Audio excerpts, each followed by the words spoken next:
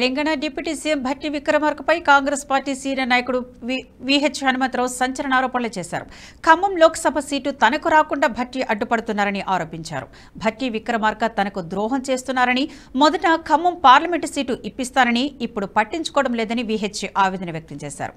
సోనియా గాంధీ, రాహుల్ గాంధీ తనకు న్యాయం చేయాలని డిమాండ్ చేశారు. ఖమ్మం లోక్సభ స్థానం తనకు కేటాయిస్తే ఖచ్చితంగా గెలుస్తారని ధీమా వ్యక్తం చేశారు విహెచ్.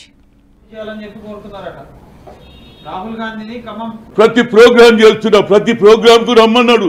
ఇదే బట్టి ప్రతి ప్రోగ్రాం పోయినా, అక్కడ ధర్నా చేస్తే పోయినా, ఎక్కడ ప్రోగ్రాం చేసినా పోదు. కానీ మరి ఇప్పుడు ఆయనలో ఎందుకు మార్పు వచ్చిందో ఆ దేవుడే చెప్పాలి. నేను ఇంతకంటే ఎక్కువ ఏం చెప్పా. ఎవరి పాపం వారిది. నేను ఎవరికి పాపం చేయా. నేను అందరి వారినే. పార్టీ నాకు ముఖ్యం.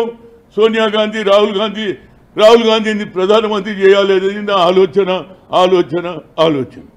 రాహుల్ గాంధీని ఖమ్మం నుంచి పోటీ చేయాలని చెప్పి కోరుతున్నారట. రాహుల్ గాంధీని ఖమ్మం స్థానం నుంచి పోటీ చేయాలని అడుగుతున్నారట.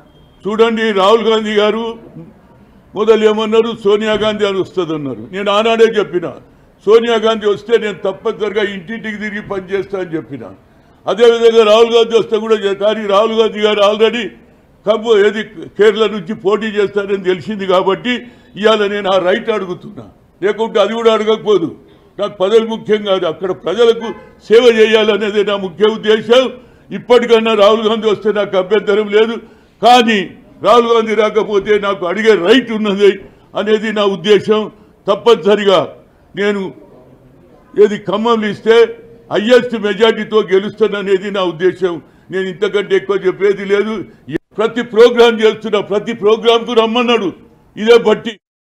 ఈ వీడియో మీకు నచ్చినట్టయితే లైక్ చేయండి, 10 మందికి షేర్ చేయండి. అలాగే కామెంట్ల రూపంలో మీ అభిప్రాయాలను మాతో పంచుకోండి. Nationalist hub group of channels ను సబ్స్క్రైబ్ చేసుకుని తెలుగునాట జాతీయవాద జర్నలిజాన్ని ప్రోత్సహించండి. ఈ వీడియో కింద ఉన్న బెల్ ఐకాన్ పై క్లిక్ చేయడం మర్చిపోవద్దు.